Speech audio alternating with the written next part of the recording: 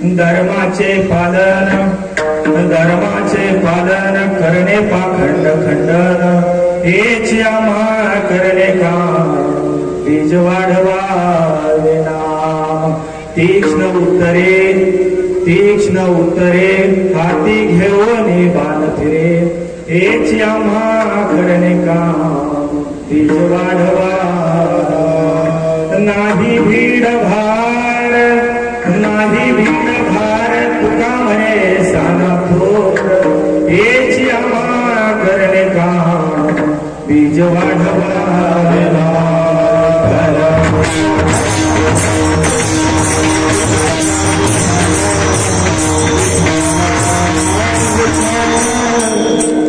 महायोग पीठे पदे भीमरथ्या वरं पुंडरीकाय रातो मुनींद्रे समागत्य तिष्ठन् तमानंद कंदं परब्रह्मलिंगं भजे पांडुरंगं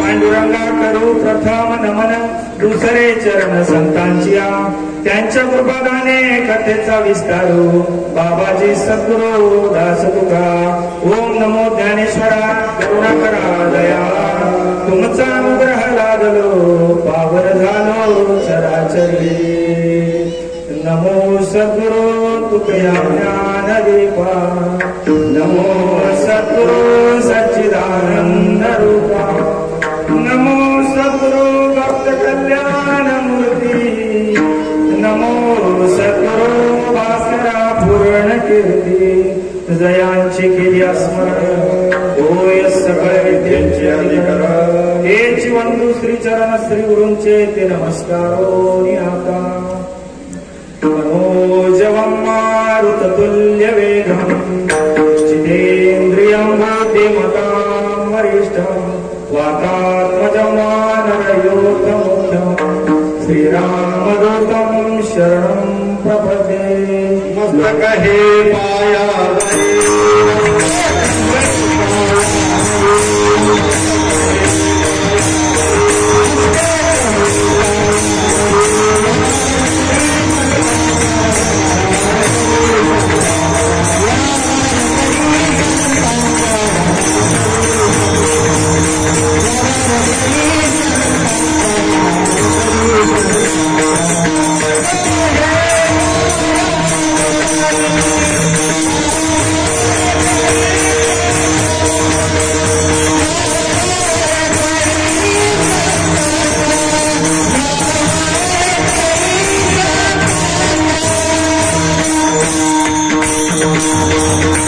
मस्तक हे पायावरी या वारकरी संतांच्या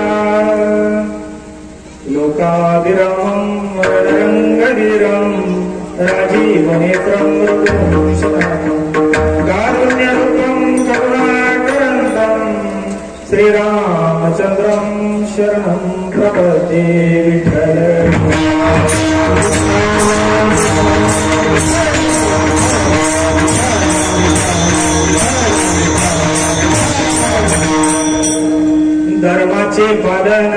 धर्माचे पालन करणे पाखंड खंडन हेच आम्हा करणे काम हेच वाढवा प्रस्तुत प्राप्त प्रसंगी आजच्या या कीर्तनरूपी सेवेकरता निवडलेला अभंग देहूचे सुप्रसिद्ध साधू, वैराग्याचे मूर्तिमंत पुतळे, वारकरी संप्रदायाचा कळस असणारे, नवे नवे हिंदुस्थानचा आराध्य दैवत असणारे छत्रपती शिवाजी महाराज यांचे धर्मगुरु जगद्गुरु तुकोबराय यांचा 4 चरणाचा धर्माचं महत्व सांगणारा या ठिकाणी निवडलेला अभंग आजच्या या चिंतनासाठी. विठ्ठल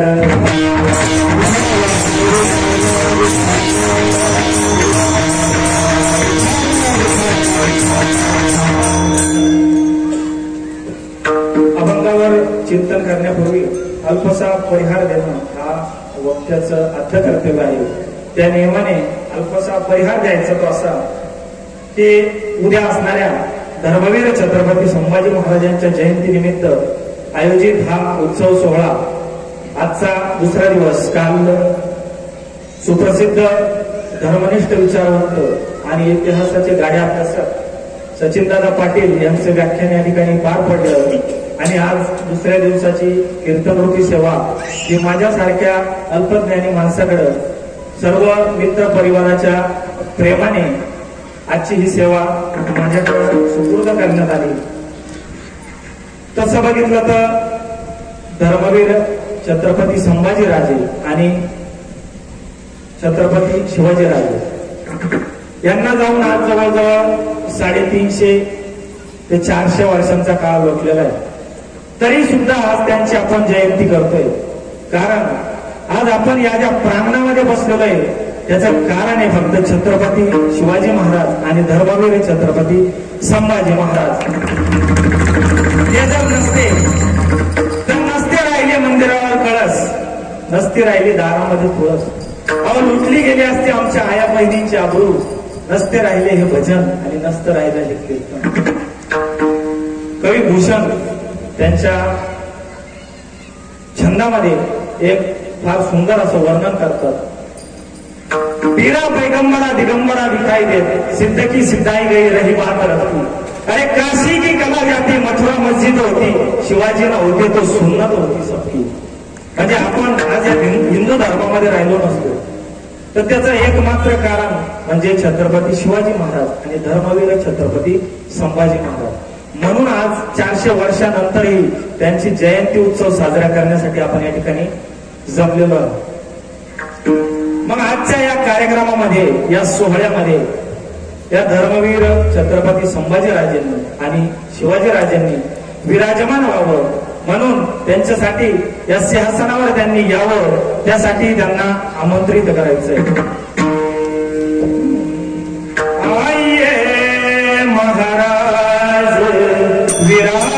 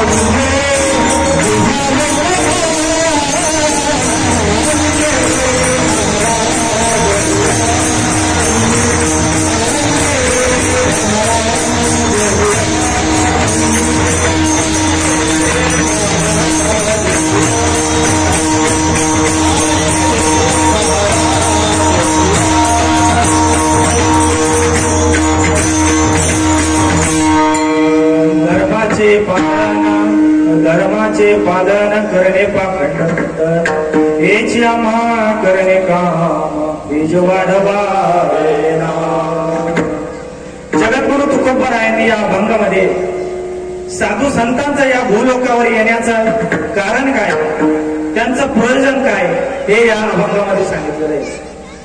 जगद्गुरु तुकोबराय म्हणतात की संत या भूमीवर कशासाठी येतात तर धर्माचे पालन करणे पाखंड खंड या धर्माचं पालन करण्यासाठी आणि पाखंडांचं खंडन करण्यासाठी संत या पृथ्वीवर येत असतात.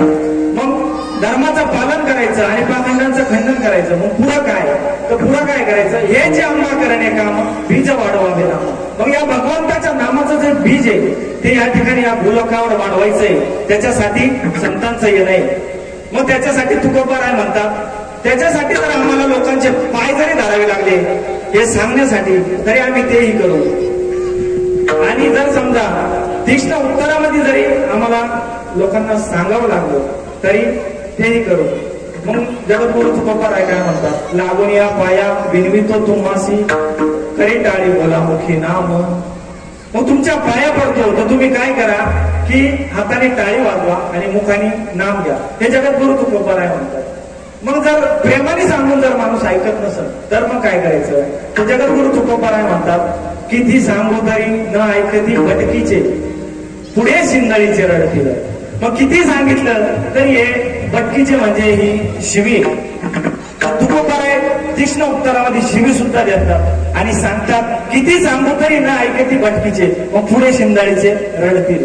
जर भगवंताचं नाम यांनी घेतलं नाही तर शेवट काय, रडायचंच आहे. संसारामध्ये आपण कितीही जरी काम केलं, कितीही जरी संसारामधला प्रवास झाला तरी तो न संपण्यासारखा आहे. संसारामध्ये वय वाढल्यानंतर किंमत ही कमी होत असते आणि परमार्थामध्ये वय वाढल्यानंतर किंमत ही वाढत असते. म्हणून जगद्गुरु तुकोबाराय काय म्हणतात, तीक्ष्ण उत्तरे हाती घेऊन बाल फिरे हेचे आम्हा करणे काम बीज वाढवा. मग शेवटच्या चरणामध्ये तुकोबाराय काय म्हणतात की जर समजा आम्हाला याच्यासाठी एखादा मोठा असला किंवा श्रीमंत मनुष्य असला आणि एखादा गरीब मनुष्य असला, याची आम्ही भेदभाव पाहणार नाही.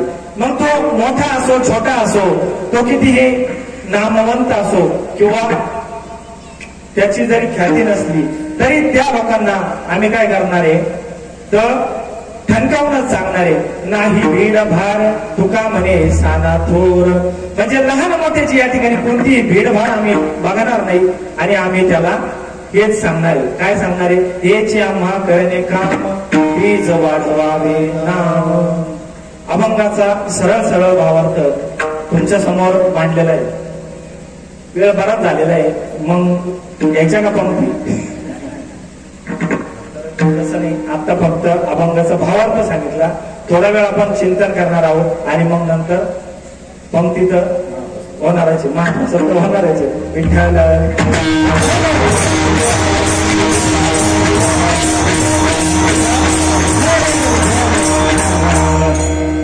धर्माचे पालन करणे पाखंड खंडन हेच आम्हा करणे काम बीज वाढवावे. जगद्गुरु तुकोबारायांनी या अभंगामध्ये धर्माचं पालन करून पाखंडांचं खंडन करायचंय आणि या भगवंताच्या नामाचं बीज वाढवायचंय. तसा जर विचार केला महाराज तर या भूलोकावर या मनुष्य योनीमध्ये 3 श्रेणी जन्माला येत असतात. पहिली जर आपण बघितली तर तुमच्या माझ्यासारखा सर्वसामान्य मनुष्य, आणि दुसरा जर आपण बघितला तर ते आहेत संत आणि तिसरे आहेत भगवंत. असे 3 प्रकारच्या श्रेणी या भूलोकावर जन्म घेत असतात. मग तुम्ही आम्ही कशासाठी जन्माला येतो हे जर आपल्याला विचारलं तर याचं उत्तर आपल्याकडे नाहीये महाराज. तर कोणी सांगेल का काय नाही बा, आलो तसं जगायचं शेवटच्या दिवसापर्यंत आणि शेवटचा दिवस आला मरायचं. पण तसं नाही महाराज. आम्ही जन्माला येत असतो हे आपलं पहिल्या जन्मीचं जे संचित आहे, कर्म आहे, ते कर्म भोगण्यासाठी आपण या ठिकाणी जन्माला येत असतो. तर मग हे कर्म आपल्या डोक्यावर बसलेलं असतं. तर तुकोबारायांनी या ठिकाणी सांगितलेलं आहे की हे कर्म जे आहे हे कर्म भोगण्यासाठी जसं आपण येत असतो, केले कर्म झाले तेची भोगाले उपजले मेले ऐसे किती. मग जे कर्म केलेलं आहे ते भोगण्यासाठी या भूलोकावर येत असतो. पण तरी महाराज काही लोक आहे ना, त्यांना फार घमंड असतो, फार गर्व असतो का मी म्हणजे कोण आणि माझ्यासारखा कोणीच नाही. परंतु महाराज या भगवंताच्या इच्छेनुसार या भूलोकावर एक झाडाचं पान सुद्धा हलत नाही.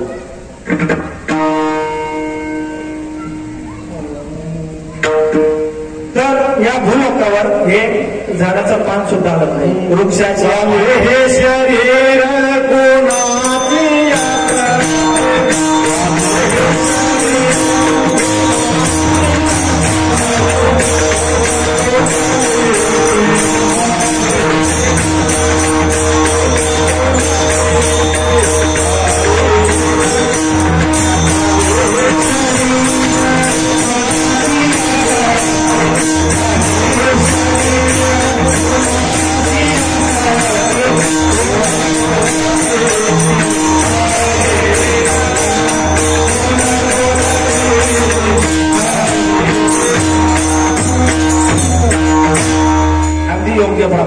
चाले हे शरीर कुणाची असत्ता कोण बोलविते हरिविना.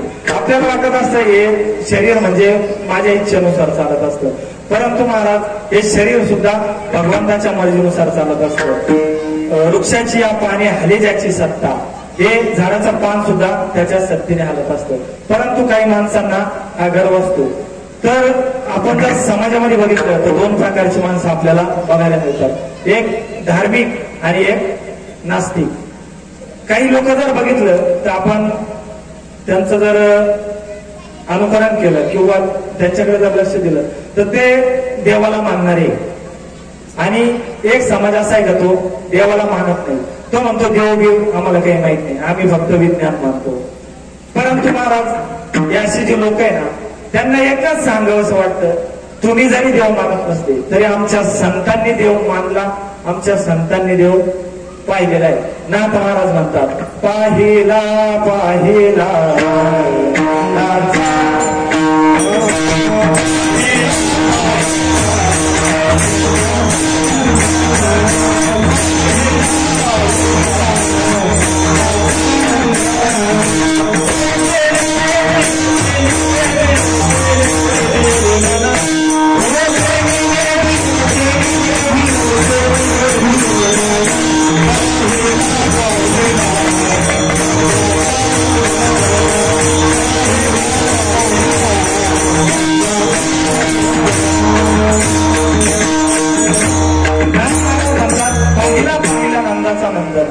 त्या पुढे जाऊन ज्ञानेश्वर माऊली म्हणतात, योगी या दुर्लभ कोम्या देखील साजनी पाहता पाहता मनात न पुरे धनी. अहो आमच्या संतांनी देव नुसतं बघितलंच नाही तर आमच्या संतांच्या घरी देवाने कामं केलेले. नाथ महाराजांच्या घरी भगवान पांडुरंग परमात्म्याने 36 वर्ष काम केलं. काय काम केलं तर कावडीने पाणी वाहिलेलं आहे. मला कावडीने पाणी ज्या घरी चक्र पाणी वाहे. मग कावडीने पाणी वाहण्याचं काम आमच्या नाथ महाराजांच्या घरी केलं. संत जनाबाईंचा जर विचार केला तर त्यांचं दळण दळण्यासाठी भगवान पांडुरंग परमात्मा येत होते. महाराज जनाबाईंनी नुसता आवाज जरी मारला तरी भगवान पांडुरंग त्यांच्या घरी त्यांचं दळण दळण्यासाठी येत होते. सुंदर माझे माझे जाते गा फिरते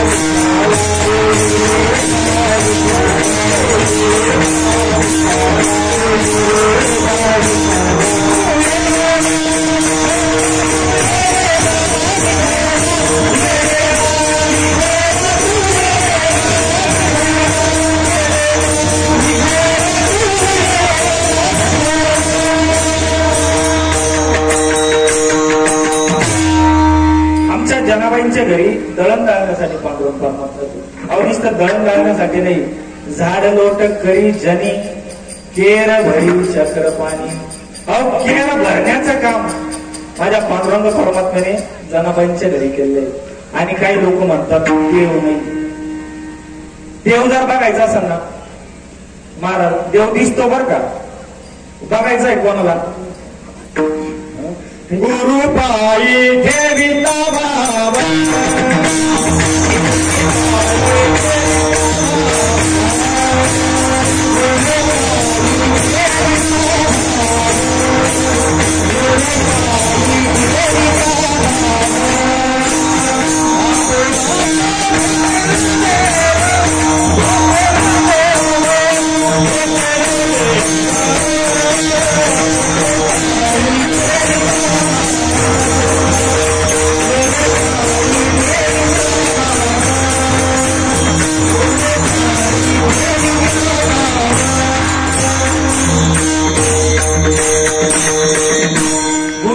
ठेविता भाव आपोआप भेटेल देव. काहीच करायचं नाही, फक्त आपल्या गुरुवर श्रद्धा ठेवायची आणि त्या श्रद्धेने आपल्याला भगवंताचं दर्शन होत असतं. परंतु महाराज ती श्रद्धा फार महत्वाची. तर ज्या वेळेस आपण मनोभावे या भगवंताला मानतो, गुरुवर श्रद्धा ठेवतो, त्यावेळेस हा पांडुरंग परमात्मा आपल्याला भेटत असतो. मग संत काय करतात? दुसरे जे श्रेणी आहे ती संत. मग संत काय करतात? तर याच परमात्म्याला भेटवण्यासाठी आपल्याला ते मार्गदर्शन करत असतात. तर म्हणजे तुम्हा आम्हाला जागवण्याचं काम संत करत असतात. उठा जागे वारे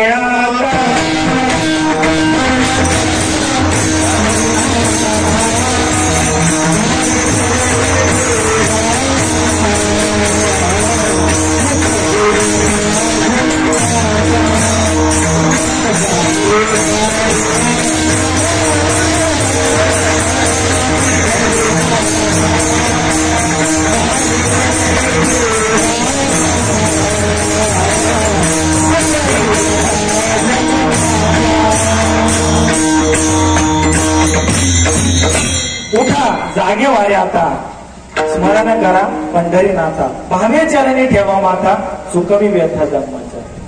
मग या भगवंतावर जर आपण भक्तिभावाने श्रद्धा ठेवली तर आपल्या या जन्माच्या व्यथा तो निवारित असतो. मग संत आपल्याला तेच मार्गदर्शन करतात. आणि संतांनी ज्यावेळेस हे मार्गदर्शन केलं त्यावेळेस संत हे भगवंताच्या स्वरूपात आपल्याला बघायला मिळेल. देव संत, देवते संत, देवते संत, निमित्त त्या प्रतिमा. मग हे जे मंदिरामध्ये मूर्ती बघतो आपण, हे फक्त निमित्त आहे महाराज. पण हे जे संत होऊन गेले तेच भगवंताचं रूप या ठिकाणी. आपले रामेश्वर भट्ट हे जे आहेत त्यांनी तुकोबरायांची आरती दिलेली आणि ते काय म्हणतात की तुका विष्णू मोहे तुझा म्हणे रामेश्वर भट्ट तुझा. तर संत तुकाराम महाराज आणि भगवान विष्णू हे कोणी अलग नाहीये, वेगळे नाहीये, तर ते एकच आहे. ज्या रामेश्वर भट्टांनी तुकोबरायांना आयुष्यभर कष्ट दिलं, आयुष्यभर त्रास दिला, तेच रामेश्वर भट्ट तुकोबरायांना विष्णूंचं स्वरूप मानतायत. एवढी ताकद आमच्या संतांमध्ये. म्हणजे खळांना सुद्धा या धर्म मार्गामध्ये आणण्याचं कार्य या संतांनी केलेलं आहे. खळांची व्यंकटी सांडो दया सत्कर्मे रती वाढो, ज्ञानेश्वर माऊली म्हणतात कोसायदानामध्ये. मग संतांनी सर्वसामान्यांना या भगवंताच्या प्राप्तीचं एक साधन जे आहे ते कोणतं आहे तर ते नामाचं साधन. नाम संकीर्तन साधन पै सोपे, जळतील पापे जन्मांतरीची. या जन्मोजन्मीची पाप जी ती जाळण्याचं एक साधन या संतांनी आपल्याला नामस्मरणाचं साधन सांगून दिलेलं आहे. आणि तिसरी जी श्रेणी ती आहे भगवंत. तुम्ही आम्ही आहे ते विचार केला नाही केला तरी आपल्याला जन्माला यावाच लागत. संत जे आहे ते त्यांच्या मताने त्यांच्या स्वतःहून जन्माला येत असतात आणि जात असतात. आता तुम्ही म्हणाला असं कसं, तर संत जरी येतात आणि त्यांच्या इच्छेनुसार जातात तर नाथ महाराजांचा एक प्रसंग आहे. ज्या वेळेस नाथ महाराजांचं देह निर्माण झालं आणि त्यांची प्रेत यात्रा निघाली, तर त्यांची प्रेत यात्रा अशी गावातून जात असताना तर नुकतीच एक सुवासिनी मुलगी पहिल्या मुलाला आपल्या घरी आलेली होती आणि ती सासरी चालली होती. तर ती सासरी जात असताना तिची आई सहज बोलता बोलता म्हणली, आज माझी मुलगी सासरी चालली आणि नाथ महाराजांना काय आजच मारायचं होतं. दुसरा दिवस त्यांना सापडला नाही का.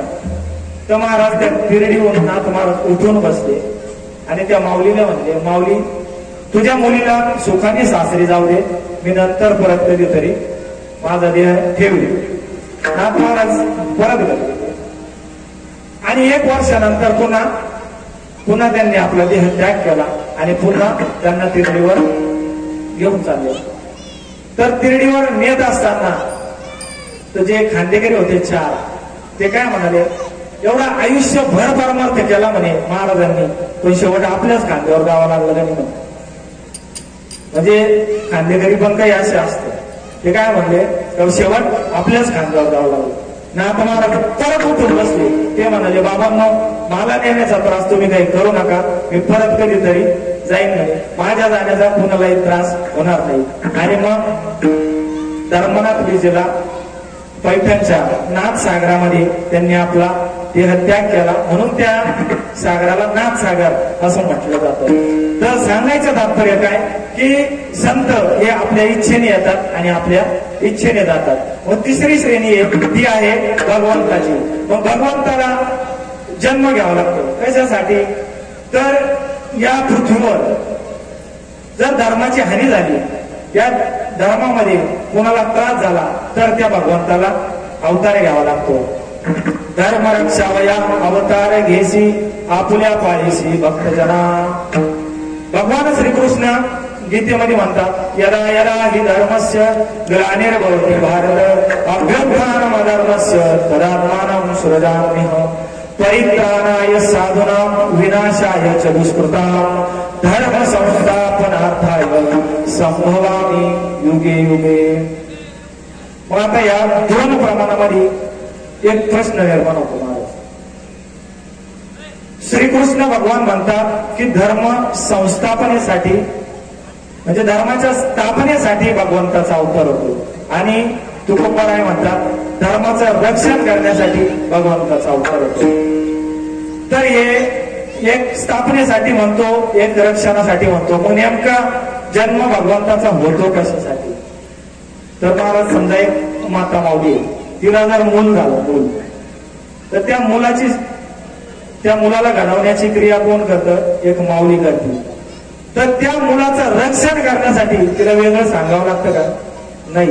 तिच्या पोटी मूल जन्माला आलं म्हणजे त्याचं पालन पोषण करणं आणि रक्षण करणं हे जसं एका माऊलीचं काम आहे ना, तसंच भगवंताचं धर्माची स्थापना करायची आणि धर्माचं रक्षण करायचं, हे सुद्धा दोन्ही काम भगवंत एकटा करतो.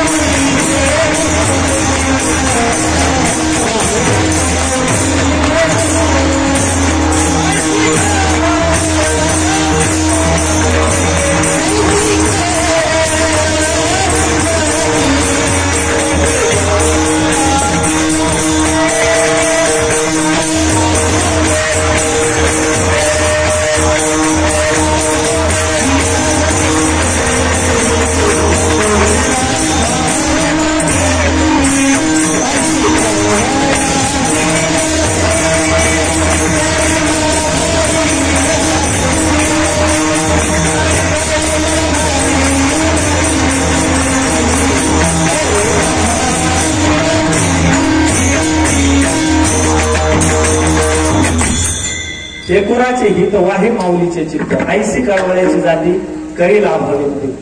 ज्याप्रमाणे एक माऊली आपल्या मुलांवर निस्वार्थ प्रेम करत असते, तसंच हे भगवंत सुद्धा आपल्या भक्तावर, आपल्या भक्ताचं रक्षण करण्यासाठी जन्म घेत असतात महाराज.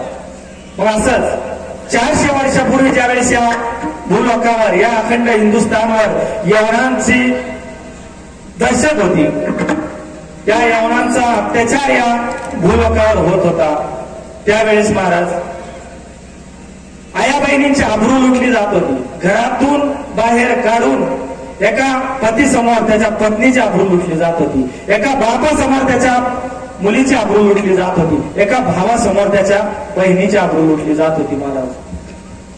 मग ज्यावेळेस ही वार्ता सर्वसामान्यांवर अत्याचार होत होते, याच्यात नवल नाही महाराज, तर प्रत्यक्ष जिजाऊ साहेबांची जाऊबाई ज्यावेळेस आपल्या नाशिकच्या गोदावरी घाटावर सकाळच्या स्नानासाठी गेले होते ना, त्यावेळेस महाबत खान नावाच्या राक्षसाने उचलून नेलं आणि 5वे अत्याचार केले. आणि ज्यावेळेस ही बातमी राजमाता जिजाऊंना कळाली, त्यावेळेस त्यांच्या डोळ्यांमध्ये आग निर्माण झाली.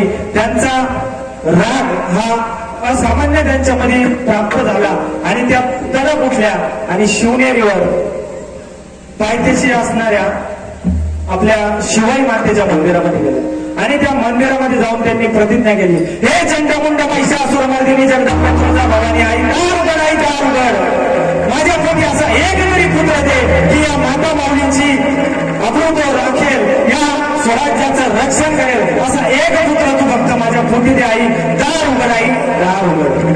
त्या शिवाई मातेला जिजामाऊलींनी एक साकडं घातलं. दिवसाहून दिवस जात होते, जिजामाता शिवनेरीवर होत्या, त्यावेळेस 3 महिन्याच्या गर्भवती होत्या. दिवसाहून दिवस जात होते, महिन्याहून महिने जात होते. 7वा महिना चालू झाला. 7वा महिना चालू झाला, त्यांना डोहाळे लागले महाराज. आता माता माऊल्यांना चांगलं माहिती आहे, एखादी मुलगी गर्भवासी राहिली, एखादी स्त्री गर्भवासी राहिली म्हणजे 7व्या महिन्यामध्ये तिचे डोहाळे पुरवले जातात. परंतु मला आत्ताच्या माता माऊल्यांचे डोहाळे थोडेसे वेगळे नाही का नाही, तर ती नवऱ्याला काय सांगते, अहो बाजारात गेल्यावर थोडीशी बासकी माती घेऊन नाही का नाही. महाराज डोहाळ्यांमध्ये जर माती खाल्ली तर जन्माला आलेलं मुलगा आयुष्यभर मातीच खाईल. तर मग ते डोहाळे जिजाऊ मातांना विचारले गेले. किल्लेदारींबाईंनी जिजाऊ मातांना डोहाळे विचारले की राणी साहेब, अहो तुम्हाला काही खावं प्यावं असं वाटतं की नाही, तुम्हाला काही डोहाळे लागले का नाही. तर त्यावर जिजाऊ साहेब म्हणाल्या, होय होय मला वाघिणीचं दूध प्यावं असं वाटतं, वाघावर बसून या यवनरूपी रावणाचा आणि या कंसाचा वध करावा असं वाटतो, होय मला वाघिणीचं दूध प्यावं असं वाटतं. महाराज ज्या वेळेस एखाद्या स्त्रीला, एखाद्या माता माऊलीला वाघिणीचं दूध प्यावं असं वाटत ना, त्याच वेळेस तिच्या पोटी हा नरसिंह छत्रपती शिवाजी महाराजांसारखा मुलगा.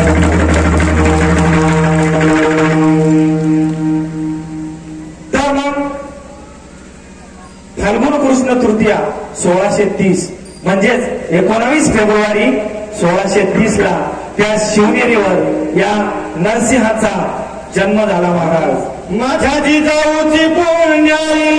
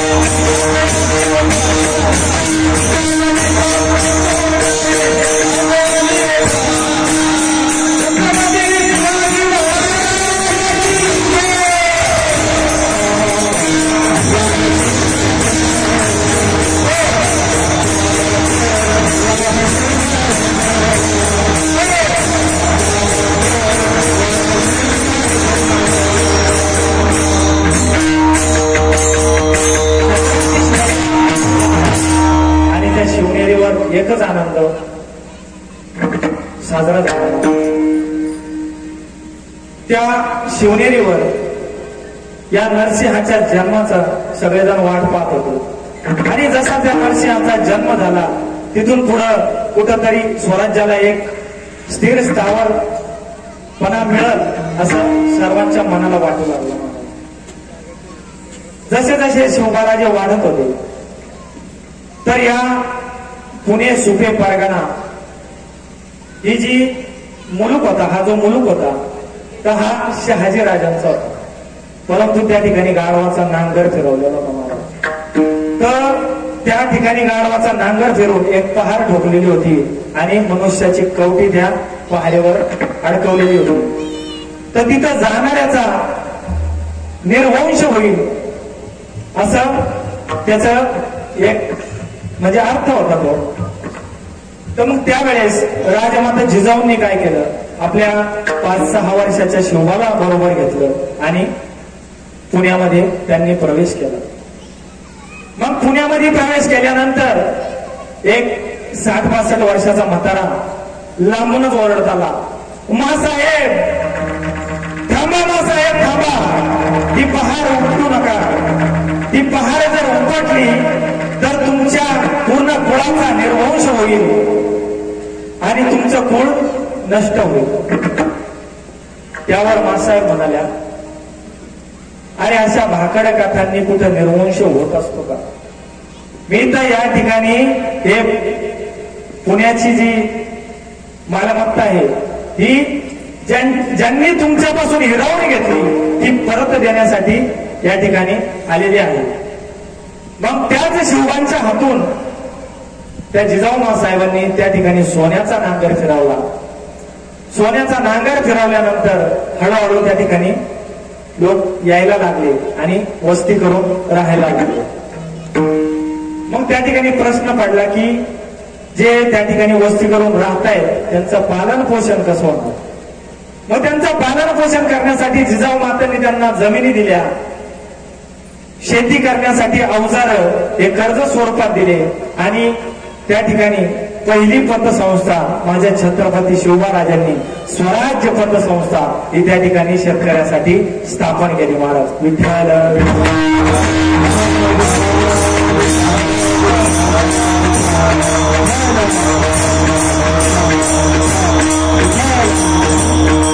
असं करता करता त्या ठिकाणी वस्ती निर्माण झाली. वस्ती निर्माण झाल्यानंतर शिवबाराजे हळूहळू मोठे होत होते. जसे जसे मोठे होत होते तसे त्यांचे खेळ हे एक असे लक्षणीय खेळ ते खेळत होते. मातीचे गडकिल्ले तयार करायचे, आपल्या बरोबर सवंगडी घ्यायचे आणि ते गडकिल्ले जिंकण्याचा खेळ ते खेळत होते. म्हणजे लहानपणापासून त्यांच्या त्या रक्तामध्ये ते गडकिल्ले जिंकण्याचं एक उत्सुकता होती. जसे जसे शिवबाराजे वाढत होते, साधारण 15 वर्षाचे शिवबाराजे झाले. 15 वर्षाचे शिवबाराजे झाल्यानंतर या रायरी किल्ल्यावर रोहिडेश्वराच्या महादेवाच्या मंदिरामध्ये आपल्या काही सवंगड्यांना घेऊन शिवबाराजे त्या ठिकाणी गेले आणि आपल्या रक्ताचा अभिषेक त्या रोहिडेश्वराला केला आणि त्या ठिकाणी स्वराज्याची स्थापना करण्याची शपथ घेतली आणि त्याचबरोबर धर्माचं पालन करण्याची शपथ घेतली. तेच धर्माचं पालन अभंगाचं पहिलं. धर्माचं पालन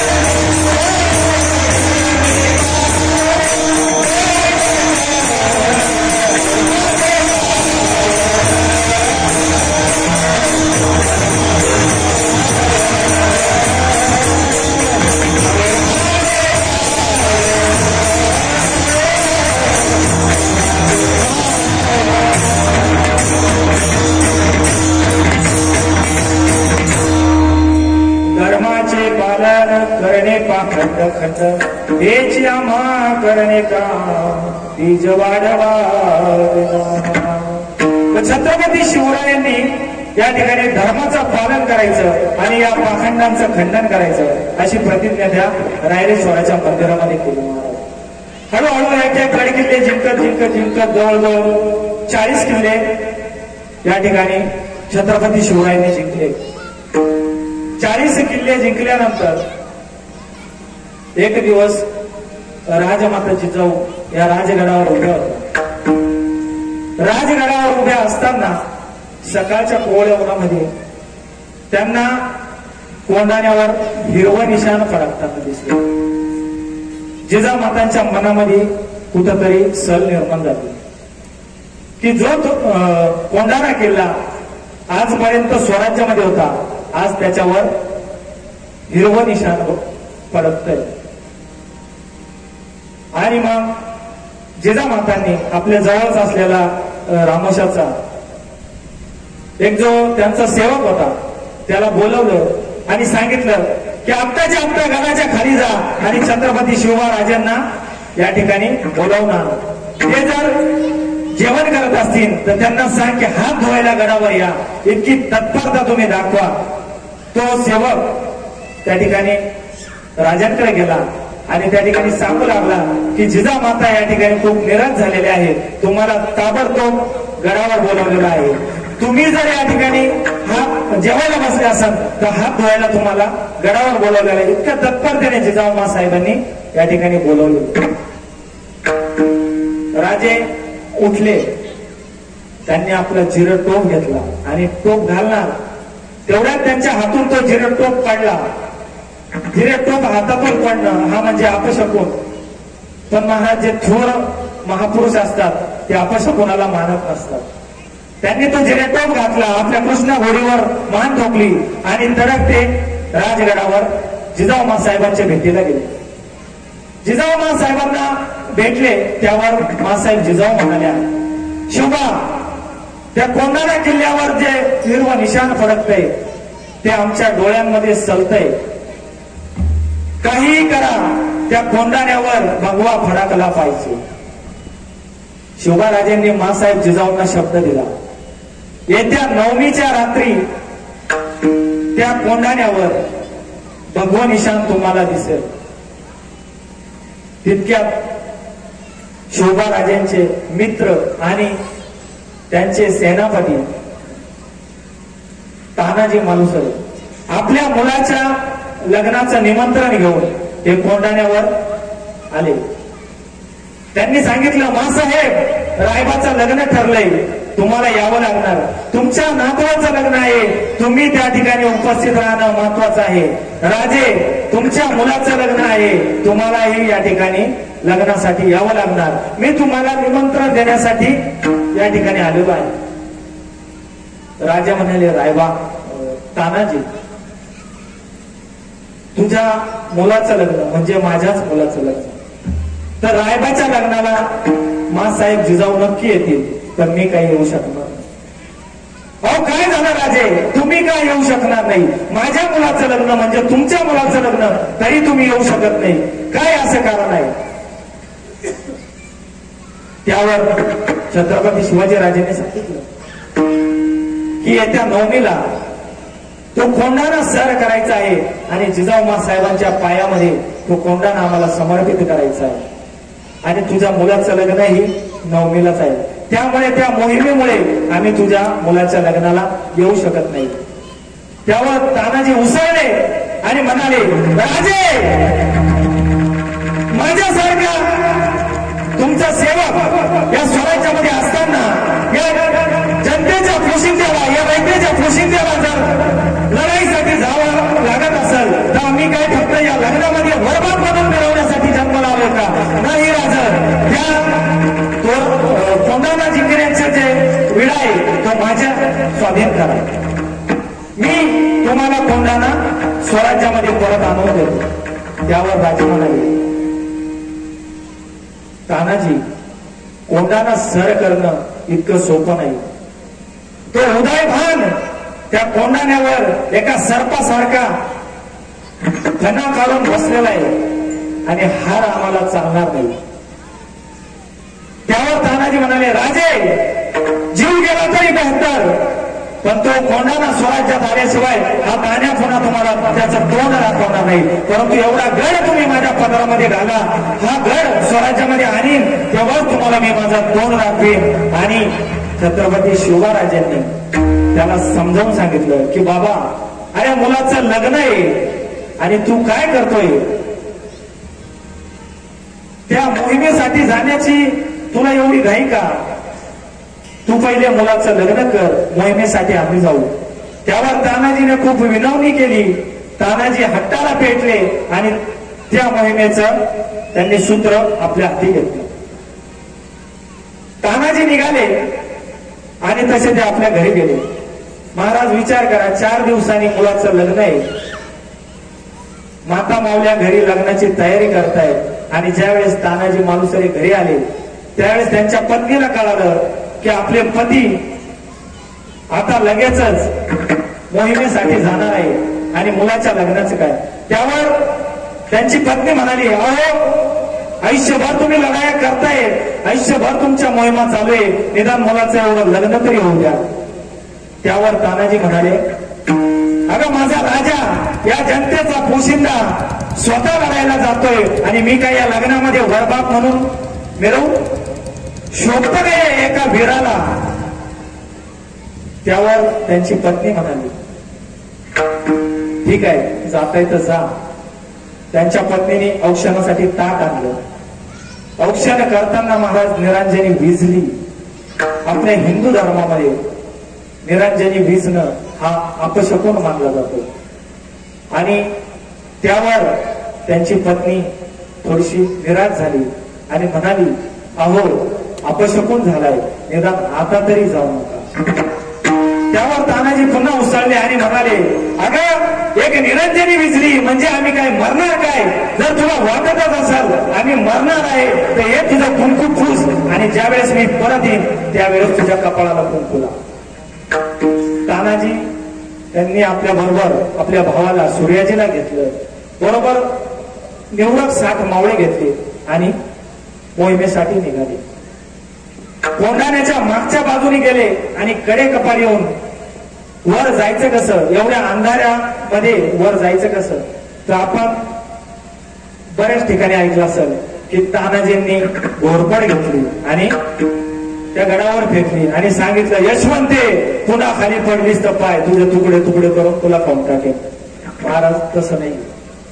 त्यावेळेस घोरपड बिरपड काही नव्हतं. त्यावेळेस स्वराज्यामध्ये एक मावळा होता, यशवंत घोरपडे नावाचा.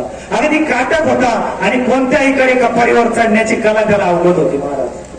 परंतु काही लोकांनी आपल्या इतिहासामध्ये नको त्या गोष्टी घातल्या आणि आपल्या वीरांचं जे शौर्य आहे ते कमी करण्याच्या मागे लागले.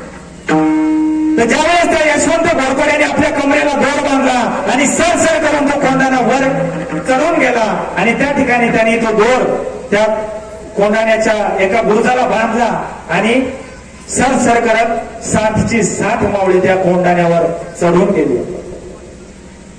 त्या अचानक झालेल्या हल्ल्यामध्ये यवनांना सूचना काय झालं? एकच कापाकापी चालू झाली. शत्रूचा वार मावळ्यांवर होत होता. मावळ्यांनी शत्रूला कापून टाकलं. तानाजी एक वीराप्रमाणे अंगामध्ये वारा भरल्याप्रमाणे पुढे सरकत होते. साधारण 300-400 मावळ्यांना कापून तानाजी पुढे सरकत होते. तोपर्यंत उदयभानाला ती वार्ता कळाली आणि उदयभान जागा झाला. आणि तो तानाजींच्या अंगावर आला. तानाजीला म्हणाला, अरे कोण तू? तुला माहित नाही का या कोंढाण्यावर मी या ठिकाणी किल्लेदार म्हणून बसलेला आहे आणि तू या निम्म्या रात्री आपला जीव गमावण्यासाठी या ठिकाणी आलास. त्यावेळेस तानाजीने सांगितलं की हा एक मराठा आहे. मराठा कधी जीवाला घाबरत नसतो आणि तो आज तुझा जीव घेऊनच परत जाणार आहे. तानाजी आणि उदयभानामध्ये एकच लढाई चालू झाली. तानाजीचा वार उदयभानावर होत होता, उदयभानाचा वार तानाजीवर होत होता. घनघोर लढाई चालू झाली. त्या लढाईमध्ये महाराज पुन्हा एकदा नियतीने घात केला आणि तानाजींच्या हातातली ढाल तुटली. महाराज तानाजीच्या हातातले ढाल तुटले, त्यांनी आपल्या डोक्याचा शेला काढला आणि तो हाताला गुंडाळला. परत ते लढाईला सुरुवात झाली. उदयभानाचा वार तानाजींवर झाला, तानाजीचा वार उदयभानावर झाला. उदयभानाचा वार तानाजींच्या जिव्हारी लागला आणि तानाजी खाली पडले. तानाजी पडले पाहताना मावळ्यांना धीर खचला आणि मावळे पुन्हा परत माघारी पळायला लागले. त्यावर सूर्याजींनी सांगितलं, अरे पळता काय घालांनो, तुमचा बाप या ठिकाणी मरून पडलाय आणि तुम्ही जीवाच्या आकांताने पळताय. या परतीला जाणारे दोर मी या ठिकाणी कापून टाकले. आता तुमच्याकडे एकच पर्याय, एक तर उड्या खाऊन जीव द्या, नाहीतर मग लढून गोंदाना सर करा. पुन्हा त्या मावळ्यांना एकच शक्ती संचारली आणि त्यांनी उदयभानावर आपल्या जीवानिशी हल्ला केला आणि गोंदा